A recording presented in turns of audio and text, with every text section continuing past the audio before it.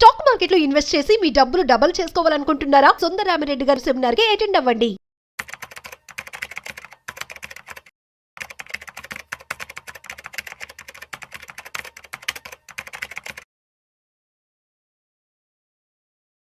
నమస్తే, welcome to Suman TV. నేను విష్ణు. ప్రస్తుతంతో పాటు సీనియర్ ఫినాన్స్ ప్రొఫెషనల్ గిరిబాబు గారు ఉన్నారు. వారితో మాట్లాడదాం. సార్ నమస్తే. సార్ గిరిబాబు గారు నమస్తే అండి. సార్ గిరిబాబు గారు, ఇప్పుడు మ్యూచువల్ ఫండ్స్లో ఎస్ఐపి అనేది అందరికీ తెలిసిందే. ఎస్ఐపి అంటే ఒక సిస్టమేటిక్గా ఒక పద్ధతి ప్రకారం నెలకు ఎంతో కొంత ఇన్వెస్ట్ చేసుకుంటూ పోవడం. ఇది అందరం మాట్లాడుకునేదే, అందరికీ తెలిసిందే. బట్ ఎందుకో ఈ మధ్య చాలామంది చెప్తున్నారు, అదేంటో విష్ణు గారు, ఎస్డబ్ల్యూపిని దాన్ని ఒక ప్రోడక్ట్గా మార్చేసేసారు. మాకు ఎస్ఐపి కాదు ఎస్డబ్ల్యూపి కావాలంటున్నారు అన్నారు. ఏంటి అసలు ఎస్డబ్ల్యూపి గోలా? యాక్చువల్గా రీసెంట్గా నాకు ఒక 10 కాల్స్ వస్తే 8 కాల్స్ నాకు ఎస్ఐపి వద్దు, మ్యూచువల్ ఫండ్స్ వద్దు, ఎస్డబ్ల్యూపి కావాలి. ఈ ఎస్డబ్ల్యూపీ కావాలి నాకు అదేదో ఉందంట, ఎస్డబ్ల్యూపీ ఉంటుందంట కదా, డబ్బులు బాగా వస్తాయంట కదా, అదైతే బాగుంటుందంట కదా, ఇలా అడుగుతున్నారు. అసలు ఈ ఎస్డబ్ల్యూపీని ఒక ప్రోడక్ట్ చేసి పడేశారు. అందుకే మీకు ప్రత్యేకంగా చెప్పి దీని మీద ఒక వీడియో చేద్దాము కంపల్సరీ క్లియర్గా. అసలు ఎస్డబ్ల్యూపీ అంటే ఏంటి, అది ఎందుకు పుట్టింది, దాని నేపథ్యం ఏంటి మీతో డిస్కస్ చేద్దాం అనుకున్నాను. అసలు ఈ ఎస్డబ్ల్యూపీ ఆవిర్భవించడానికి కారణం ఏంటి, దాని నేపథ్యం ఏంటి క్లియర్ ఎక్స్ప్లెయిన్ చేస్తాను.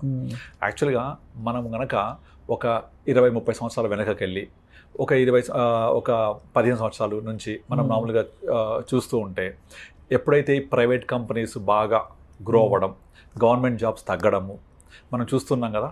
సో ఎప్పుడైతే ఏదైనా ఒక వ్యక్తి ఉద్యోగంలో చేరగానే, అరే నువ్వు ఇన్వెస్ట్మెంట్ చేసావా అని అడిగితే కూడా ప్రతి ఒక్కళ్ళు ఏం చెప్తారు, ఫస్ట్ మన చిల్డ్రన్ కోసం ఒక చిల్డ్రన్ పాలసీ అనో, లేకపోతే ఇల్లు కొనుక్కోవాలి, ఇల్లు కట్టుకోవాలి, లేకపోతే పిల్లల మ్యారేజ్ కోసం అనేది ఒక పాలసీలు ఉంటాయి. వాటితో పాటుగా నెక్స్ట్ చెప్పేది ఏంటంటే, గుర్తొచ్చేది ఏంటంటే పెన్షన్ పాలసీ. పెన్షన్ కావాలి, పెన్షన్ ఉంటే ఏ టెన్షన్ ఉండదు. ఓకే, సో నాకు ఆ పెన్షన్ పాలసీ కావాలని చెప్పేసి పెన్షన్ కావాలని చాలామంది ప్లాన్ చేస్తూ ఉంటారు. పెన్షన్ అనగానే ఫస్ట్ గుర్తొచ్చేది ఏంటంటే LIC pension policy, SBI life pension policy, లేదా హెచ్డిఎఫ్సి పెన్షన్ పాలసీ. ఇలా పెన్షన్ పాలసీలు గుర్తు చేస్తూ ఉంటారు, పెన్షన్ పాలసీ చెప్తూ ఉంటారు. అయితే మనం ఇంకొంచెం వెనక్కి వెళ్తే మనకు ఇమ్మీడియట్ యాన్యుటీ ప్లాన్స్ కూడా ఉంటాయి. ఈ పెన్షన్ యాన్యుటీ అంటారు. యాక్చువల్గా ఈ ఇమీడియట్ యాన్యుటీ ప్లాన్స్ ఏం చేస్తాయి, మనం కనుక 45 years దాటి ఉండి మనం ఒక పాలసీ తీసుకుంటే ఆ పాలసీలో ఇమీడియట్ యాన్యుటీ ఆప్షన్ ఉంటుంది. అంటే మనం కనుక ఒక ₹1,00,000 పే చేస్తే మనకు annuity immediately monthly or quarterly or half yearly or yearly start అయిపోద్ది. అంటే మనకి ఇమీడియట్గా ఒక పెన్షన్ లాంటిది దొరుకుతుంది మనకు. ఇది యాక్చువల్గా బాగా పాపులర్. అయితే ఇక్కడ ఒక డ్రాబ్యాక్ ఏంటంటే, మీరు జీవన్ అక్షయ్ అని ఎల్ఐసిలో ఒక పాలసీ ఉండేది, జీవన్ అక్షయ్. ఇది 1980s నుంచి కూడా ఉంది. ఎవరైతే జీవన్ అక్షయ్ పాలసీలో అప్పుడు 80sలో స్టార్ట్ చేశారో వాళ్ళకు ఇంట్రెస్ట్ రేట్ మోర్ దెన్ 12% ఉండేది. ఈ పాలసీ యొక్క ఫీచర్ ఏంటంటే, మీరు జీవన్ అక్షయ్ పాలసీలో ఇమీడియట్లీ పెన్షన్ దొరుకుతుంది, రేట్ ఆఫ్ పెన్షన్ రేట్ కూడా మనము ప్రివైలింగ్ రేట్ వస్తుంది. ఇది 80sలో తీసుకున్న వాళ్ళకు 12% ఉంటే ఈ రోజుకి 12% వస్తుంది. బాగుంది కదా. అంటే ఇన్ఫ్లేషన్ ఎంత పెరిగినప్పటికీ, వడ్డీ రేట్లు ఎంత తగ్గిపోయినప్పటికీ అప్పుడు తీసుకున్న వాళ్ళకు 12% వస్తుంది. దాని తర్వాత ఏం చేసింది, నెక్స్ట్ సిరీస్లో ఇట్లా సిరీస్లో వస్తూ ఉంటాయి ఎవ్రీ ఇయర్. ఆ వచ్చే సిరీస్ అన్ని ఇంట్రెస్ట్ రేట్స్ తగ్గుతూ వస్తున్నాయి. ఇప్పుడు ప్రజెంట్ కూడా జీవనక్షయ ఎల్ఐసి పాలసీ ఉంది. దీంట్లో మనకు వచ్చే రేట్ ఆఫ్ రిటర్న్ హార్డ్లీ 6.5%. అయితే ఇదంతా కూడా గత 2010-11 తర్వాత నుంచి ఏమైందంటే, నాకు పెన్షన్ పాలసీ కావాలి అంటే ఎంత వస్తుంది రిటైర్మెంట్ తర్వాత అని చూస్తే 6.5కి వచ్చేసాయి. మరి సరిపోద్దా 6.5%? అంటే నేను ఒక ₹1,00,00,000 ఇన్వెస్ట్ చేస్తే నాకు 6.5 లక్షలు 6.5% అంటే సంవత్సరానికి నెలకి ఎంత అవుతుంది, హార్డ్లీ 50,000. సరిపోద్దా 50,000? ఇవాళ సరిపోవచ్చు, రేపటి పరిస్థితి ఏంటి 17,000, ఎందుకంటే మారదు కదా యాన్యుటీ రేటు, అంతే ఉంటుంది, సరిపోదు. కనుక నాకు ఈ పెన్షన్ పాలసీ ఇవాళ 6.5% ఓకే అయినప్పటికీ ఓ 10 ఏళ్ళతో నాకు సరిపోదు. కనుక వచ్చే రిటర్న్ ఫిక్స్ ఉండడం వల్ల నాకు ఇది సరిపోకపోవచ్చు. సెకండ్ డ్రాబ్యాక్ ఏంటి ఇందులో, సెకండ్ డ్రాబ్యాక్ ఏంటంటే, దీంట్లో యాన్యుటీస్ ట్యాక్సబుల్ ఆల్వేస్. ఫస్ట్ థింగ్ ఏంటి, నాకు అమౌంట్ సరిపోదు, రేపు పొద్దున ఎక్కువ కావాలి అంటే పాసిబుల్ అవ్వదు, because pension rate is fixed. రెండో డ్రాబ్యాక్ ట్యాక్సబుల్ ఉండేది. అయితే ఓకే, పెన్షన్ పాలసీస్ ఉన్నాయి కాబట్టి నాకు ఈ పెన్షన్ పాలసీ వద్దు, నేను వేరే దగ్గరికి ఇన్వెస్ట్ చేస్తా అని ప్లాన్ చేసేవాళ్ళు. అట్లా చూస్తే ఎండోమెంట్ పాలసీస్ ఉంటాయి, అక్కడ కూడా రేట్ ఆఫ్ ఇంట్రెస్ట్ ఫిక్స్డ్. ఇవన్నీ అయిపోయాయి. తర్వాత ఏమైపోయినాయి, 2015-16 తర్వాత డిమానిటైజేషన్ అయిపోయిన తర్వాత చాలా మ్యూచువల్ ఫండ్స్ ఏం చేశాయంటే డివిడెంట్ ఆప్షన్ స్టార్ట్ చేశాయి. యాక్చువల్ చెప్పాలంటే అది కొత్తదేం కాదు, మ్యూచువల్ ఫండ్ పుట్టినప్పటి నుంచి డివిడెంట్ ఆప్షన్స్ ఉన్నాయి. కానీ ఇయర్లీ డివిడెంట్ ఆప్షన్ ఉండేవి అందులో. ఇయర్లీ ఎంత ఇచ్చేవాళ్ళు? 9-10% ఇచ్చేవాళ్ళు. ఈ ఎప్పుడైతే 2016 డిమానిటైజేషన్ అయిందో దాని తర్వాత అందరూ కూడా ఫిక్స్డ్ డిపాజిట్లు మానేసి తక్కువ రేట్ ఆఫ్ ఇంట్రెస్ట్ అయిందని మెల్లమెల్లగా ఫైనాన్షియల్ ఇన్స్టిట్యూషన్స్కి రావడం, వచ్చి నాకు మంత్లీ ఇన్కమ్ ఉంటే బాగుంటుందని ప్లాన్ చేసినప్పుడు మ్యూచువల్ ఫండ్ హౌసెస్ ఏం చేశాయి, అదేదో సంవత్సరానికి 10% ఇచ్చే బదులు మేము దాన్ని మంత్లీకి కన్వర్ట్ చేస్తామని 10ని 12 చేసి డివైడ్ బై 12 months మంత్కి 1% ఇవ్వడం స్టార్ట్ చేశారు. ఇది ఫస్ట్ స్టార్ట్ చేసింది HDFC బ్యాలెన్స్ అడ్వాంటేజ్ ఫండ్. ఇది ఎంతలా పాపులర్ అయిపోయిందంటే మీకు అప్ కంట్రీలో అంటే ఊర్లలో టౌన్స్లలో అప్ కంట్రీలో తర్వాత పెరిఫరల్స్లో ఒక బ్యాంక్లో కనుక డబ్బులు ఉన్నాయంటే సార్ మా దగ్గర FD అయితే 6 ఉంటుంది, ఇందులో పెట్టండి, ఇది FDతో సమానం, మీకు 12 వస్తుంది పర్ మంత్ 1%, యాన్యువల్ 12% చెప్పేవాళ్ళు. దాంతో నాకు చెప్తుండేవాళ్ళు ఒక్కొక్క బ్రాంచ్ వారానికి కొన్ని కోట్ల రూపాయల బిజినెస్ చేసేవాళ్ళు. ఇండియా మొత్తం వారానికి ఆల్మోస్ట్ ఒక more than 100 crores బిజినెస్ చేసేది. అలా విపరీతంగా ఇన్ఫో రావడం స్టార్ట్ అయినాయి ఆ ఫండ్స్లోకి. వాళ్ళని చూసి మిగతా ఫండ్స్ అందరూ కూడా మంత్లీ డివిడెండ్ పేఅవుట్ మంత్లీ అంటే 1% 0.9 0.85 అట్లా పెట్టేవాళ్ళు. ఇదంతా 2016, 17, 18 చాలా పాపులర్ అయింది. 18లో ఒక బడ్జెట్లో ఒక రూల్ తీసుకొచ్చింది గవర్నమెంట్. ఏం చేసింది, 2018 బడ్జెట్లో డివిడెండ్ డిస్ట్రిబ్యూషన్ ట్యాక్స్ ఇంపోజ్ చేశారు. ఈ డివిడెండ్ డిస్ట్రిబ్యూషన్ ట్యాక్స్ అనేది it's taxable in your hand. మీకు ఏదైతే డివిడెండ్ వస్తుందో ఈ మ్యూచువల్ ఫండ్స్ ద్వారా కావచ్చు, స్టాక్స్ ద్వారా కావచ్చు, ఇది మీ చేతికి వచ్చాక డివిడెండ్ ట్యాక్సబుల్ అంటే ఏంటి, మీకు ఆల్రెడీ ఎంత బ్రాకెట్లో ఉన్నారో 10%, 20%, 30% ఏ బ్రాకెట్లో ఉంటే ఆ టోటల్ ఇన్కమ్కి ఇది యాడ్ చేసి మీరు ట్యాక్స్ పే చేయాలి. సో డివిడెండ్ డిస్ట్రిబ్యూషన్ ట్యాక్స్ అయ్యేసరికి ఎవరైనా ఈ మంత్లీ ఇన్కమ్ కావాలంటే వాళ్ళు తక్కువ అమౌంట్స్ చేయరు, పెద్ద అమౌంట్స్ ఇన్వెస్ట్ చేస్తూ ఉంటారు. ఆ వచ్చే అమౌంట్ మీ పర్సనల్ ఇన్కమ్ యాడ్ చేసి మీ బ్రాకెట్ 30% అయితే 30% ట్యాక్స్ పే చేయాలి. కనుక 30% ట్యాక్స్ పే చేస్తుంది కాబట్టి మీకు డివిడెండ్ అనేది సూటబుల్ కాదు. కనుక మీరు సిస్టమాటిక్ విత్డ్రాకి వెళ్ళండి. ఈ SWPకి వెళ్ళడం వల్ల ఏమవుతుంది, విత్డ్రా కదా, దీని LTCJ ఉంటుంది 10%. అది కూడా ఏంటి, మీకు చాలా వరకు ఈ బ్యాలెన్స్ ఫండ్స్ అని కూడా ఫస్ట్ 10% ఆఫ్ కార్పస్ మీద విత్డ్రా చేస్తే ఎగ్జిట్లో లేదు అని చెప్పేవాళ్ళు. కనుక మీరు 10% వరకు నాకు యాన్యువల్ ఇన్కమ్ వచ్చేలాగా 10% per annum divide by 12 months అలా తీసుకొని SWP ప్లాన్ చేసుకునేవాళ్ళు. అంటే 10 లక్షలు ఇన్వెస్ట్ చేస్తే 10% ఎంత, ₹1,00,000 డివైడ్ బై 12 అంటే 8,000 రూపీస్ పర్ మంత్.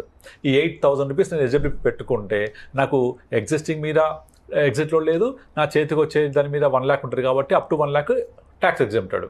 అలా ట్యాక్సేషన్ని దృష్టిలో పెట్టుకొని SWPని కొంచెం బెటర్ వైజ్ చేసి ఇంట్రొడ్యూస్ చేసింది అన్ని ఫండ్ హౌసెస్ కూడా. ఇక డివిడెండ్ ఆప్షన్ చాలా డిస్కరేజ్ చేస్తూ వస్తున్నాయి. ఎందుకంటే డివిడెండ్ తీసుకుంటే మీకు ట్యాక్సబుల్ కాబట్టి. సో ఇక్కడ ఇంకొక అడ్వాంటేజ్ ఏంటి, ఫస్ట్ ట్యాక్సేషన్ని అడ్రస్ చేసాం. అంటే మన పాత పాలసీలో ఉండే 2 ప్రాబ్లమ్స్, ఒకటి రేట్ ఆఫ్ యాన్యుటీస్ ఫిక్స్డ్, మీకు ఎక్కువ కావాలంటే రాదు. రెండోది వచ్చేసి ట్యాక్సేషన్. ఇక్కడ ఏంటి, ఇది మీరు 1 lakh తీసుకుంటారా, 1.5 lakh తీసుకుంటారా, 75 తీసుకుంటారా, మీ ఇష్టం. ఓకే, దీనివల్ల అమౌంట్ పెంచుకోవచ్చు. రెండోది మీకు దీని మీద long term capital gain tax 10%, అది కూడా ఫస్ట్ 1 lakh తర్వాత. ఇప్పుడు మారింది 12.5%, ఇప్పుడు ఫస్ట్ 1.25 lakh తర్వాత. అప్పుడు 10% ఫస్ట్ 1 lakh తర్వాత ఉండేది. కనుక మీకు ట్యాక్స్ పరంగా కూడా చాలా సులువుగా ఉంటే తక్కువ ట్యాక్స్ ఉంటుంది. సో ట్యాక్సేషన్ అడ్రస్ అయిపోయింది. తర్వాత రెండోది వచ్చేసి మీకు ఎంతైతే మార్చుకోవచ్చు, ఇది ఇంట్రొడ్యూస్ చేశారు ఎప్పుడు 18 తర్వాత. ఇక దాని తర్వాత ప్రతి ఒక్క ఫండ్ హౌస్ SBI AMC అయితే కంప్లీట్ డివిడెండ్సే ఆపేసింది. వాళ్ళ ఫండ్లో ఏ ఒక్క ఫండ్ కూడా డివిడెండ్ అనౌన్స్ చేయదు. అంటే మంత్లీ కాదు చెప్పేది, యాన్యువల్ కాదు నేను చెప్పేది. అంటే యాన్యువల్ డివిడెండ్స్ అనేవి ఇప్పుడు ఉన్నాయి కానీ మంత్లీ డివిడెండ్ ఆప్షన్ ఆపేశారన్నమాట వాళ్ళు. ఈవెన్ వాళ్ళ బ్యాలెన్స్ అడ్వాంటేజ్ ఫండ్లో కూడా మంత్లీ డివిడెంట్ ఉండదు.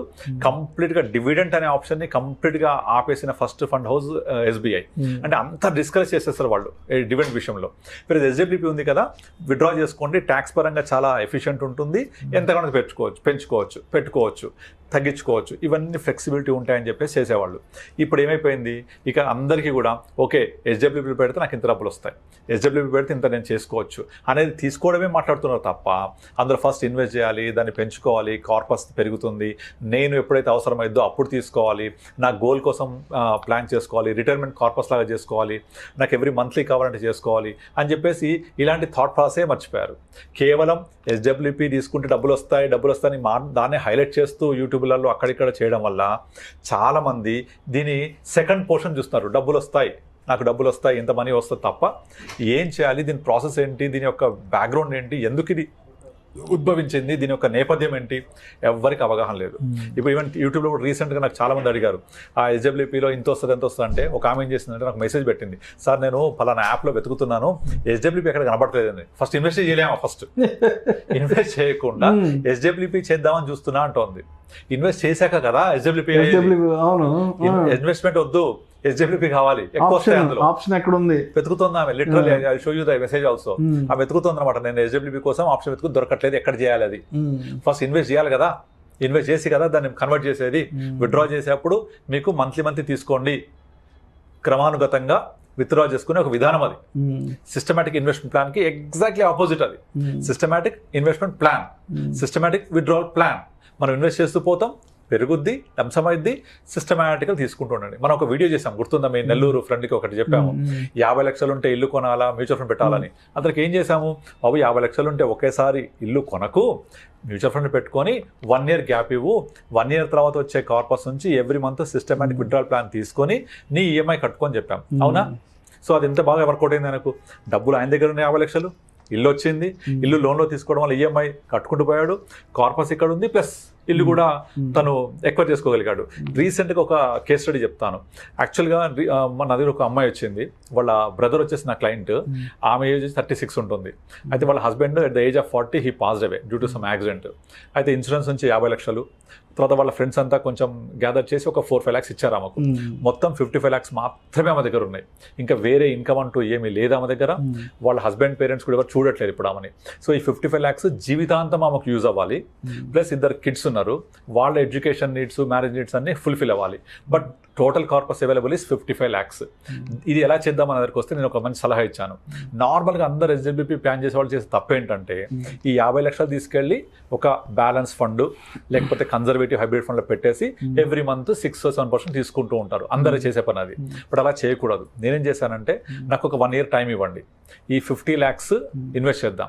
ఈ 1 year పాటు మీరు బ్రతకడానికి మీకు కావాల్సిన డబ్బులు ఆల్రెడీ 55 lakhs ఉన్నారు కదా, ఒక 4-5 lakhs ఉంచుకోండి అకౌంట్లో. అది మీరు యూజ్ చేసుకుంటూ 1 year గడపండి. 1 year తర్వాత 50 lakhsలో ఒక 12% ఎంత అవుతుంది? 50 lakhs మీద ఎగ్జాక్ట్లీ 6 lakhs వస్తుంది. ఆ 6 lakhs నేను ఏం చేశానంటే 1 year తర్వాత ఎగ్జాక్ట్లీ కావాల్సిన 6 lakhsని వేరే ఫండ్స్కి మూవ్ చేసాం. అంటే ఏంటవి? మన equity savings fund, conservative hybrid funds, balance advantage funds అని ఉంటాయి. Balance advantage fund BAF, conservative hybrid funds, equity savings. ఇందులో ఏంటంటే ఈక్విటీ పర్సెంట్ చాలా తక్కువ ఉంటుంది, like 10-20%, very very low fluctuation and regular మనకి ఇన్కమ్ ఇస్తాయి ఇవి.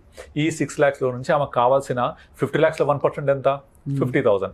ఆ 50,000 తీసుకోవడానికి కావాల్సిన 6 lakhs పక్కన క్రియేట్ చేసి పెట్టాను. అందులోంచి ఎవ్రీ మంత్ 50 తీసుకుంటూ ఉంటుంది. తీసుకున్నా కూడా 6 lakhs ఇంకా పెరిగే ఉంటాయి కొద్దిగా, ఎందుకంటే మినిమం అవి 8-9% ఇస్తూ ఉంటాయి.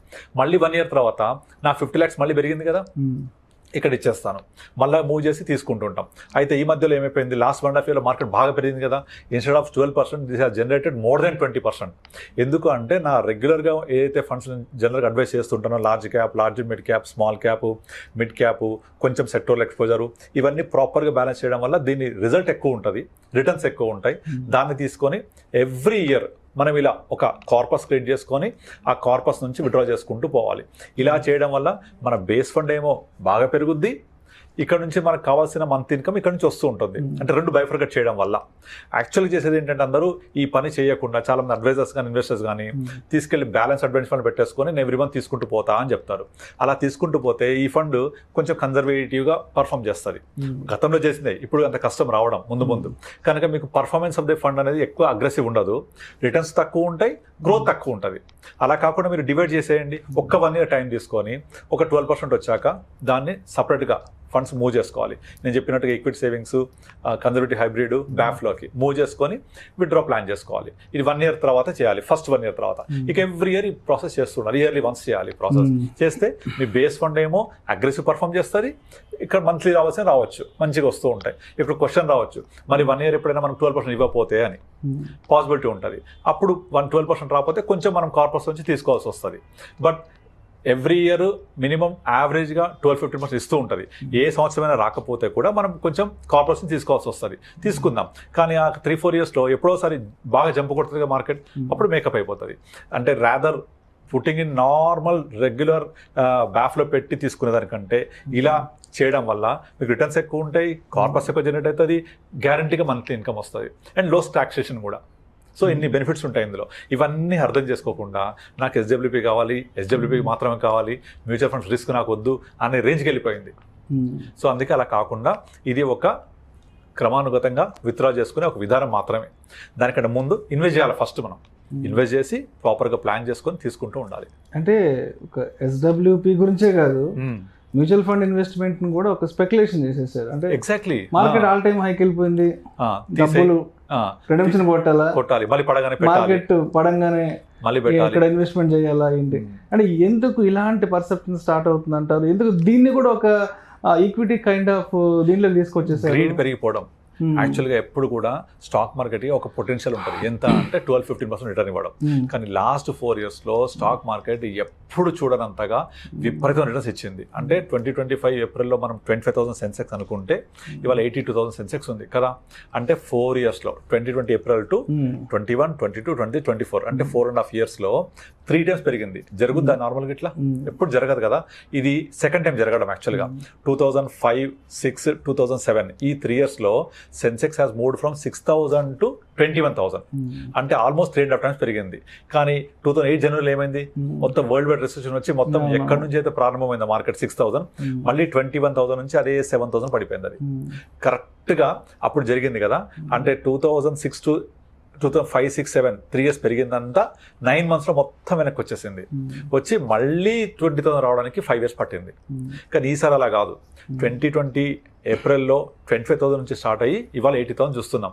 కానీ మార్కెట్ ఎప్పుడు పడుద్ది, మళ్ళీ ఎంత పడుద్ది, మళ్ళీ రికవరీ ఎట్లయితుంది అనేదానికి ఆన్సర్ లేదు. కాకపోతే అప్పటికి ఇప్పటికి డిఫరెన్స్ ఏంటంటే అప్పటి మార్కెట్ని కంప్లీట్గా ఎఫ్ఐఐస్ ముందు నడిపించారు. 70-80% ఇన్వెస్ట్మెంట్స్ అంతా ఎఫ్ఐఐస్ది, ఫారెన్ ఇన్స్టిట్యూషనలైజ్డ్ ఇన్వెస్టర్స్ది. బట్ ఇప్పుడు రివర్స్, 70% అంతా డొమెస్టిక్ ఇన్వెస్టర్స్ది, అంతా మన వాళ్ళే ముందు నడిపిస్తున్నారు. అసలు మార్కెట్ పడింది అంటే నెక్స్ట్ డే హ్యూజ్గా అసలు ఎఫ్ఐఐస్ రోల్ చాలా తగ్గిపోయింది. సో ఇప్పుడు మన ఇండియన్ ఇన్వెస్టర్స్ ముందుండి మార్కెట్ని తీసుకెళ్తున్నారు. ఎంతకాలం అయితే లిక్విడిటీ ఉంటుందో అంతకాలం నడుస్తూ ఉంటుంది. ఈ లిక్విడిటీ కూడా ఏంటి, ప్రజెంట్ స్టాక్ మార్కెట్ ఎప్పుడు స్టాక్స్ లిమిటెడ్ సప్లై, కానీ because of more demand, because of more liquidity, higher the price is chasing for next higher price. ఇప్పుడు మన దగ్గర అందరి దగ్గర సేమ్ షేర్స్ ఉన్నాయి క్వాంటిటీ. మీరు ఒక 100 రూపాయలు అమ్మారు, 105 కొంటున్నా, ఇంకోటి 110 కొంటా అంటున్నాడు, ఇంకో 120 కొంటా అంటున్నాడు, పెరిగిపోతుంది కదా. So when too much money chase too little goods, price will increase. Real estate కానీ దేనికైనా వర్తిస్తుంది. సో ఈ లిక్విడిటీ ఎప్పుడు అయిపోద్ది, ఎప్పుడు డబ్బులు అయిపోతాయో అప్పటిదాకా నడుస్తూనే ఉంటుంది. సో ఎప్పుడు తెలియదు. యాజ్ ఎ కన్క్లూజన్ ఏం చెప్తారు అసలు ఆడియన్స్ కంటే? ఎస్డబ్ల్యూపీని కూడా ఎస్ఐపి లాగా కన్సిడర్ చేసేసారు కాబట్టి ఏంటి కన్క్లూజన్ అని చెప్తారు? సో ఎస్డబ్ల్యూపీ అనేది మనము గోల్ రీచ్ అయినప్పుడు అందులో నుంచి లబ్ధి పొందే విధానం మాత్రమే. ఇది ఇన్వెస్ట్మెంట్ విధానం కాదు. ఇన్వెస్ట్మెంట్ చేసిన తర్వాత మనకు వచ్చే ప్రతిఫలం ఇది. కనుక ఎస్డబ్ల్యూపీ అనేది లాస్ట్ జరుగుద్ది. మనకు నీడ్ గోల్ అవసరమైనప్పుడు లెస్ టాక్సేషన్ ఉంటుంది, ప్లస్ మనకు ఎంత కావాలో అంతా పెట్టుకోవచ్చు, మన చేతిలో పని అది. కనుక దాన్ని అలాగా చూడండి తప్ప ఇన్వెస్ట్మెంట్ అనేది mutual fund, SIP is different. Invest చేసి పెరిగిన తర్వాత తీసుకునే విధానం అది. ఎగ్జాక్ట్లీ, దానికి రీసెర్చ్ చేయకూడదు. ఆల్రెడీ ఎస్ఐపి చేసుకుని వెళ్ళిన తర్వాత ఇప్పుడు నార్మల్గా ఎస్ఐపి చేసో లేకపోతే ఇప్పుడు నేను చెప్పిన ఎగ్జాంపుల్లో ఒకేసారి పెట్టింది, అలా ఒకేసారి పెట్టిన కేసులు కొన్నే ఉంటాయి. దాదాపుగా ఏం చేస్తారు, 30 years 40 years ఏ వ్యక్తి ఉన్న వ్యక్తి చేసుకుంటూ వెళ్ళి 55-60 వచ్చిన తర్వాత మొత్తం కార్పస్ అంతా కొంచెం కన్జర్వేటివ్ చేసుకొని కొంత బ్యాలెన్స్ చేసుకొని విత్డ్రా చేసుకుంటూ వెళ్ళాలి. That's what we are saying. అప్పుడు నీ కార్పస్ డిస్టర్బ్ అవ్వదు, నీకు రెగ్యులర్ క్యాష్ ఫ్లో వస్తుంది, టాక్సేషన్ తక్కువ ఉంటుంది. చాలా ఈ 3 బెనిఫిట్స్ ఉంటాయి. కనుక దీన్ని ఎస్డబ్ల్యూపీ అనేది ఒక విత్డ్రా చేసుకునే విధానం మాత్రమే, అది ఇన్వెస్ట్మెంట్ విధానం కాదు. ఇన్వెస్ట్ చేశాక వచ్చేది అది, అది అర్థం చేసుకోవాలి. Thank you sir, thank you so much. Thank you అండి.